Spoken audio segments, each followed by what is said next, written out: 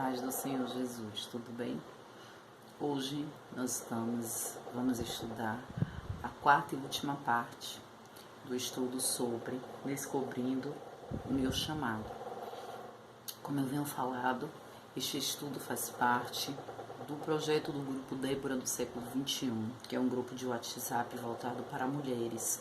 Este grupo é aberto, é interdenominacional, então você querendo fazer parte, vou deixar o link na descrição do vídeo para que você possa clicar e ir direto para fazer parte desse grupo, tá bom?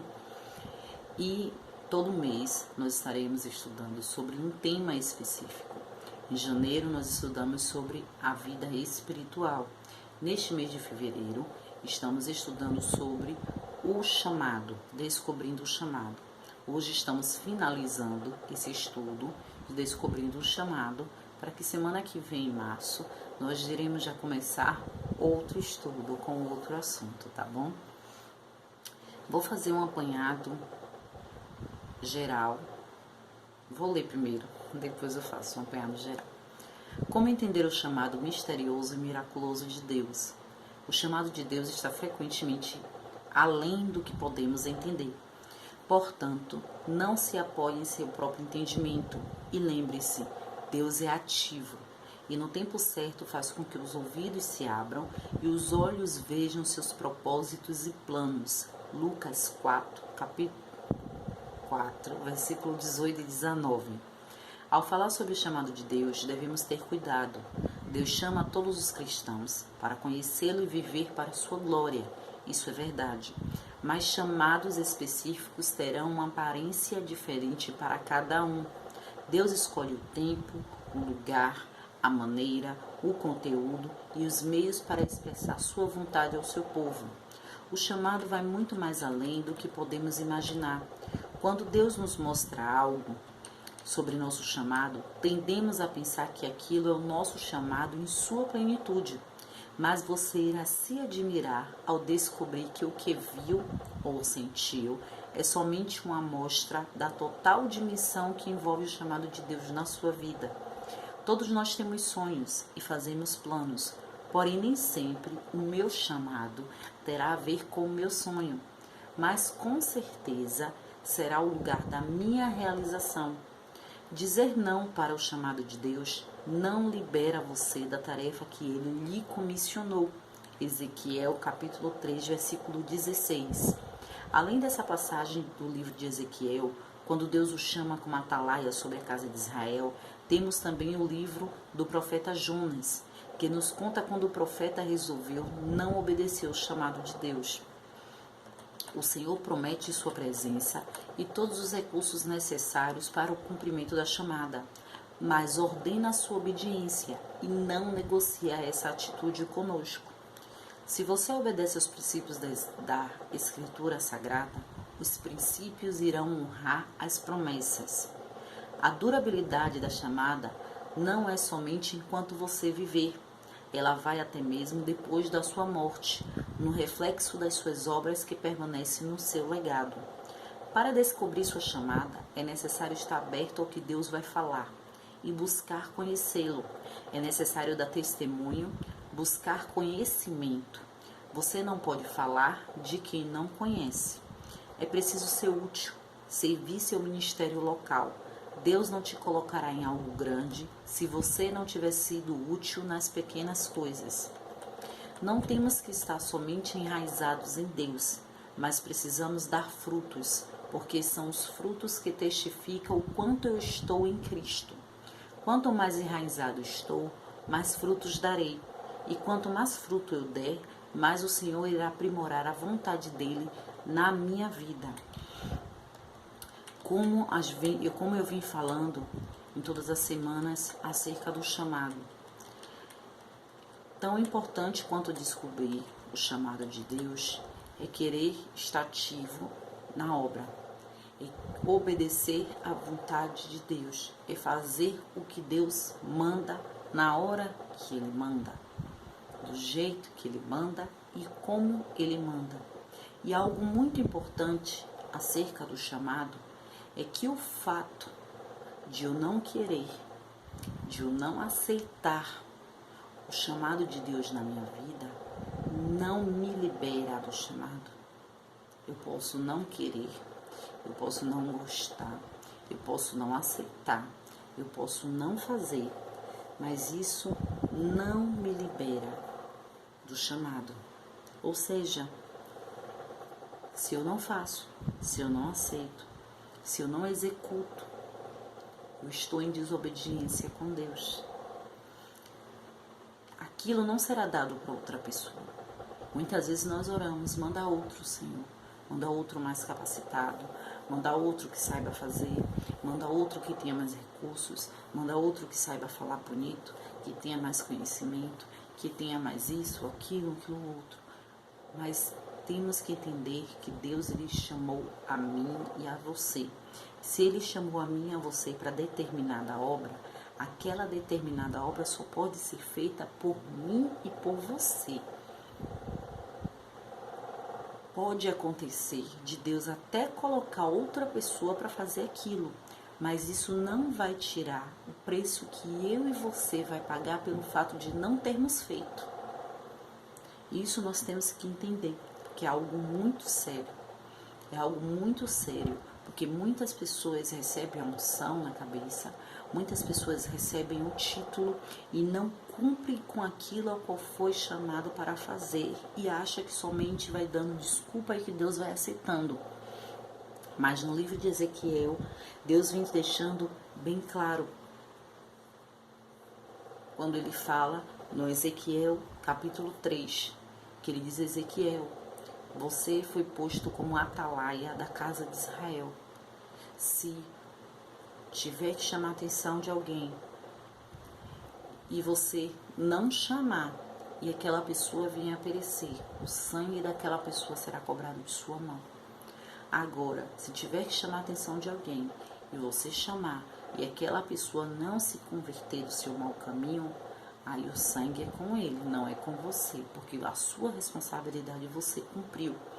Então nós temos que estar muito atento a esse tipo de detalhe, que é o detalhe da responsabilidade do chamado. Ser chamado por Deus, ser comissionado por Deus é uma honra. É uma honra, só que também é uma responsabilidade muito grande, porque aqui muito é dado, muito é cobrado.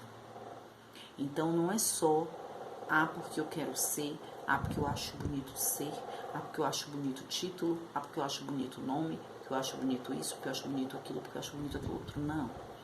É o preço, o peso da responsabilidade de ser aquilo a qual Deus te chamou para ser, de cumprir aquilo a qual Deus te chamou para cumprir.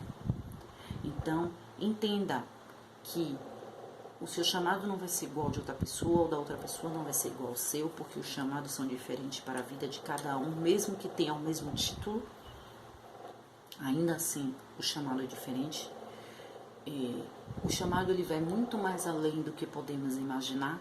Se Deus ele já usou pessoas para te falar, para revelação, sonho, visão, qual que seja a forma, para lhe dizer como é o teu chamado, qual é o chamado na sua vida, não se engane, não é só isso. Essa é só uma ponta do iceberg do chamado de Deus para a sua vida. Essa é só a pontinha da imensidão do chamado de Deus para a sua vida. Se você se disponibilizar para isso, se você se der para isso, se você buscar se capacitar no que você pode se capacitar para isso, se você estiver aberto, Deus irá fazer muito mais do que além do que pedimos ou pensamos. Então, que nós venhamos ter essa noção da responsabilidade do chamado, essa noção de que Deus ele chama, ele dá a presença dele, ele dá os recursos necessários para o cumprimento da chamada, mas ele ordena a sua obediência e ele não abre mão da sua obediência, ele não negocia a sua obediência. E se eu e você obedece os princípios da Escritura Sagrada, esses mesmos princípios irão honrar as promessas feitas a nós. Irmã, Quanto tempo dura a chamada? A chamada ela não tem tempo. Porque Deus ele não existe dentro do nosso tempo. O nosso tempo não é o tempo de Deus. A nossa chamada, ela vai muito além. Depois da morte, fica o legado do que foi em vida. Então, ainda ali, a nossa chamada ainda tem um reflexo nas obras. Como é que eu faço para descobrir o chamado? Eu tenho que estar primeiro aberto para Deus. Aberto para o que Deus quer falar. Eu tenho que estar em busca de conhecê-lo, de ler a palavra, de saber quem é Deus, de querer estar mais perto de Deus. Eu tenho que dar testemunho, e esse testemunho vem também na base dos frutos. A cada dia mais mostrar quem eu sou em Deus e quem Deus é em mim. Eu tenho que buscar o conhecimento. Que conhecimento é esse? O conhecimento do preparo. Se você foi chamado para algo, vamos dizer, um exemplo.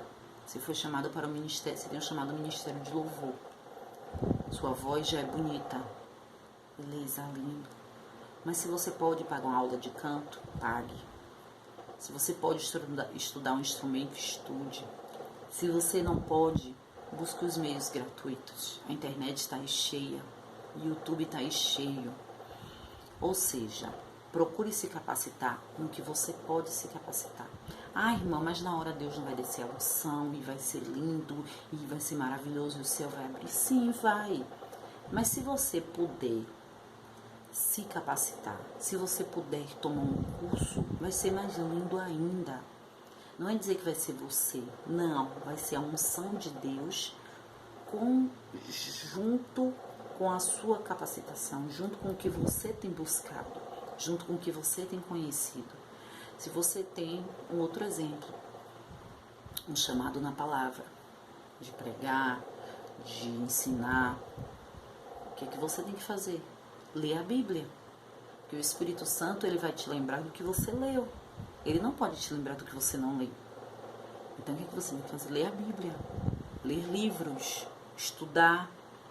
Pode pagar um curso de teologia, pague. Se não pode pagar um curso de teologia, procure os cursos gratuitos. Procure ler livros, procure assistir os grandes pregadores de referências, homens e mulheres de Deus, para que você possa ter conhecimento, para que você possa saber do que você está falando. Então é nisso que fala na questão do conhecimento e da capacitação própria. É do que eu posso fazer. Deus ele faz o que eu não posso fazer. O que eu posso fazer, quem tem que fazer sou eu, não é Deus. É preciso ser útil. Servir seu ministério. Deus não vai te dar nada grande se você não tiver sido útil nas pequenas coisas. Ou seja, ser fiel no pouco, que no muito te colocarei. Se você não estiver sendo fiel no pouco, não tem como Deus te dar o muito. Porque você não está sendo fiel no pouco, no muito você também não vai ser. E o muito, a responsabilidade vai ser maior. Então, que nós venhamos estar e entender que não é uma receita pronta de como fazer, mas tem algumas coisas que podemos estar fazendo para nos capacitar, para nos aprimorar, para que Deus, quando revelar a chamada dele, seja algo total, completo e abundante. E eu deixo para vocês a frase de novo da pastora Camila Barros. Obedecer a Deus não é fazer o que Ele quer. Obedecer a Deus é fazer o que Ele quer ou o que Ele manda na hora que Ele manda. Então não esqueça. Tão importante, é mais importante frutificar do que reclamar das pedradas que está recebendo. Paz do Senhor. Até a próxima.